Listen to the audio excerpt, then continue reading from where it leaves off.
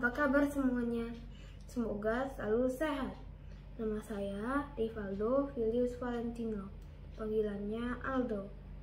Saya dari lingkungan Santo Ignatius, Lipo Barat, Karawaci. Saya juga anggota BIA Santa Agatha.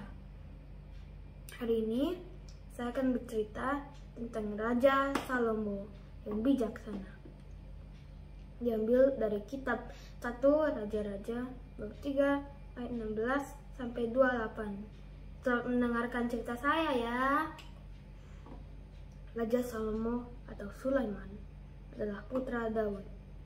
Dia adalah raja ketiga kerajaan Israel setelah Saul dan Daud ayahnya.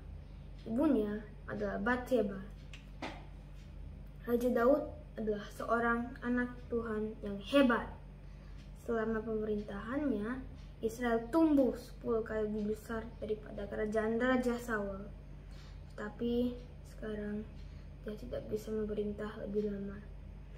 Daud sudah menjadi tua dan lelah dan sakit. Hidupnya di dunia sudah tidak lama lagi. Walaupun sedang sakit, Raja Daud mengumpulkan para pemimpinnya dan mengumumkan bahwa dia akan menjadikan anaknya Salomo sebagai Raja Israel.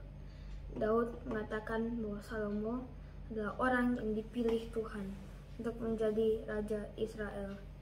Segera setelah penganggatan itu, Daud meninggal. Sebelum Daud meninggal, dia berkata kepada Salomo agar ia taat kepada Tuhan dan menjadi seorang raja yang baik. Lakukanlah kewajibanmu dengan setia terhadap Tuhan Allahmu, dengan hidup menurut jalan yang ditunjuknya, kata Daud kepada anaknya. Itu adalah satu nasihat yang sangat baik. Kemudian Salomo duduk di atas takhta Daud, ayahnya, dan kerajaannya yang sangat kokoh. Allah senang kepada Salomo. Suatu malam Tuhan datang kepada Salomo dalam mimpi. Tuhan berkata, "Salomo, apa yang kau inginkan untuk kuberikan kepadamu?"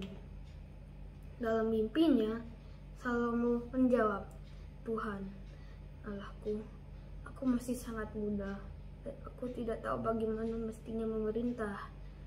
Maka kiranya Engkau berikan hikmat untuk memerintah umatmu dengan cara yang benar." Tuhan senang akan apa yang diminta oleh Salomo, karena Salomo tidak meminta kekayaan dan kemegahan. Sehingga Tuhan berkata, "Karena engkau telah meminta hikmat, bukan umur panjang atau kekayaan, maka aku akan memberikan kepadamu hikmat yang lebih banyak daripada yang pernah dimiliki oleh siapa saja yang pernah hidup.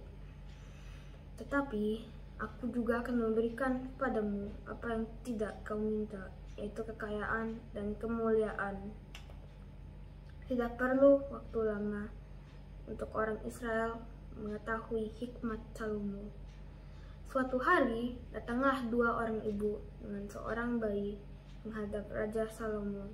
Saat masuk ke istana, keduanya tidak berhenti bertengkar dan adu mulut. Akhirnya raja berkata, "Berhentilah bertengkar. Ceritakan kepadaku apa yang terjadi." Seorang ibu bercerita bahwa mereka berdua sebenarnya tinggal dalam satu rumah. "Kami berdua sama-sama hamil dan akan melahirkan." Ibu itu berkata, "Aku melahirkan anak lelaki, dan 2 hari kemudian ia juga melahirkan bayi lelaki." Ibu itu terus bercerita, "Pada suatu malam bayinya meninggal, tetapi ketika aku sedang tidur, ia menaruh bayinya yang sudah mati di dekatku dan mengambil bayiku. Ketika aku terbangun dan melihat bayi yang mati itu, aku tahu bahwa itu bukan bayiku." Ibu yang lain terus teriak, "Tidak! Anak yang hidup itu saya punya, dan yang mati itu anaknya." Ibu yang pertama kembali menjawab, "Tidak! Anak yang mati itu kau punya, dan yang hidup itu aku punya." Begitulah kedua wanita itu bertengkar. Apa yang akan dilakukan oleh Raja Salomo? Salomo seperti mendengar bisikan Tuhan ke telinganya.